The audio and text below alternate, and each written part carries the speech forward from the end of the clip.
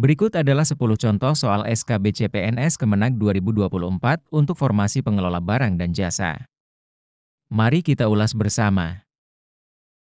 1. Manajemen pengadaan barang dan jasa. Dalam pengelolaan pengadaan barang dan jasa, salah satu prinsip yang harus diterapkan adalah efisiensi. Apa yang dimaksud dengan efisiensi dalam konteks pengadaan barang dan jasa?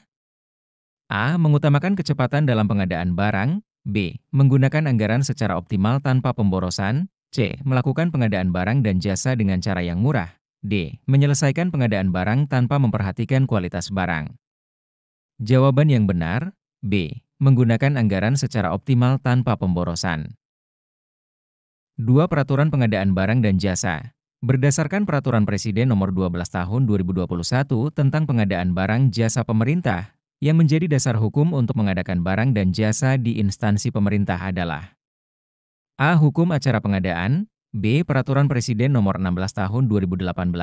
C. Peraturan Presiden Nomor 12 Tahun 2021.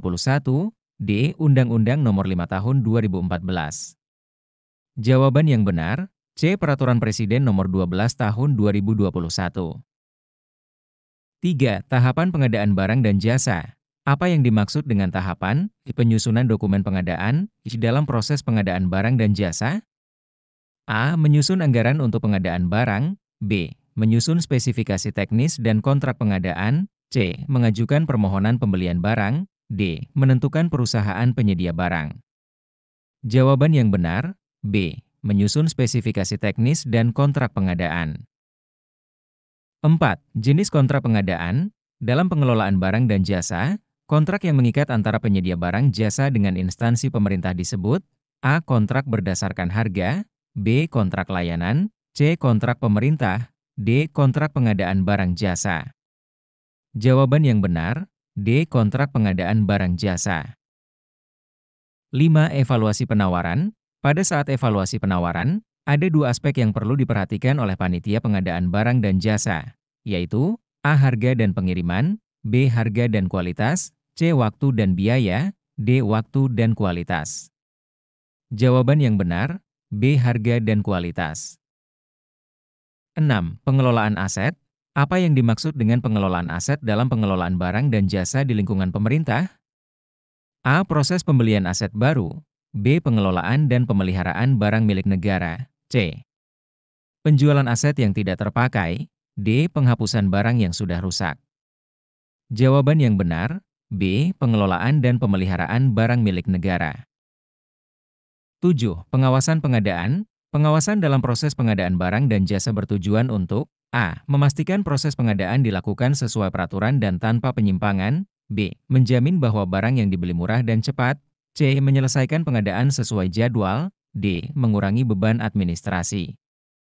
Jawaban yang benar, A. Memastikan proses pengadaan dilakukan sesuai peraturan dan tanpa penyimpangan.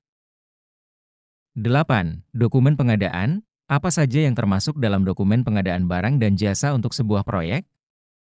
A. Surat penunjukan langsung. B. Spesifikasi teknis, syarat-syarat kontrak, dan HPS. C. Rencana anggaran biaya dan jadwal. D. Surat pernyataan kesanggupan. Jawaban yang benar, B. Spesifikasi teknis, syarat-syarat kontrak, dan HPS. 9. Kebijakan pengelolaan barang. Apa yang dimaksud dengan kebijakan pengelolaan barang di lingkungan pemerintah? A. Proses pengadaan barang yang dilakukan setiap tahun. B. Proses penghapusan barang yang sudah tidak terpakai. C. Proses pengelolaan dan pemeliharaan barang agar dapat digunakan dengan optimal. D. Proses pembelian barang untuk kebutuhan proyek tertentu. Jawaban yang benar, C. Proses pengelolaan dan pemeliharaan barang agar dapat digunakan dengan optimal. 10. Sistem informasi pengelolaan barang. Dalam pengelolaan barang dan jasa, salah satu sistem yang digunakan untuk memonitor dan melaporkan kondisi barang adalah A. Sistem e-government. B. Sistem informasi manajemen keuangan. C. Sistem informasi aset dan barang milik negara. D. Sistem pengadaan secara elektronik. SPSE. Jawaban yang benar, C. Sistem informasi aset dan barang milik negara.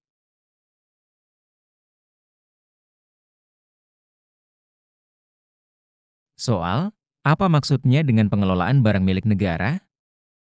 A. Proses penyimpanan barang. B. Proses pengadaan, penggunaan, pemeliharaan, dan penghapusan barang milik negara. C. Proses distribusi barang ke masyarakat. D. Proses penjualan barang milik negara.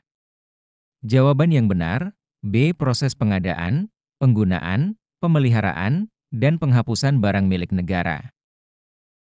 Soal, undang-undang mana yang mengatur tentang pengelolaan barang milik negara? A. UU Nomor 17 Tahun 2003. B. UU Nomor 1 Tahun 2004. C. UU Nomor 33 Tahun 2004. D. UU Nomor 20 Tahun 2008. Jawaban yang benar, B. UU Nomor 1 Tahun 2004. Soal, dalam praktik kerja pengelolaan barang, apa langkah pertama yang harus dilakukan? A. Melakukan audit barang. B. Menginventarisasi seluruh barang. C. Menghitung nilai barang. D. Menyusun laporan penggunaan barang. Jawaban yang benar, B. Menginventarisasi seluruh barang. Soal, apa prinsip utama dalam etika pengelolaan barang milik negara? A. Transparansi dan akuntabilitas. B. Kecepatan dalam proses pengadaan. C. Efisiensi biaya tanpa mempertimbangkan kualitas. D. Kepentingan pribadi. Jawaban yang benar, A. Transparansi dan akuntabilitas. Soal, sistem informasi apa yang sering digunakan dalam pengelolaan barang? A. Sistem ERP, Enterprise Resource Planning. B. Sistem CRM, Customer Relationship Management. C. Sistem HRM, Human Resource Management. D. Sistem SCM, Supply Chain Management. Jawaban yang benar, A. Sistem ERP, Enterprise Resource Planning. Mohon diperhatikan kisi-kisi materi untuk SKB CPNS 2024. Pengelolaan barang milik negara, peraturan perundang-undangan terkait, praktik kerja dan etika pengelolaan, serta sistem informasi manajemen. Persiapan yang matang dengan mempelajari contoh soal dan kisi-kisi materi ini akan membantu peserta dalam menghadapi ujian SKB CPNS Kemenag pada tahun 2024. Terima kasih.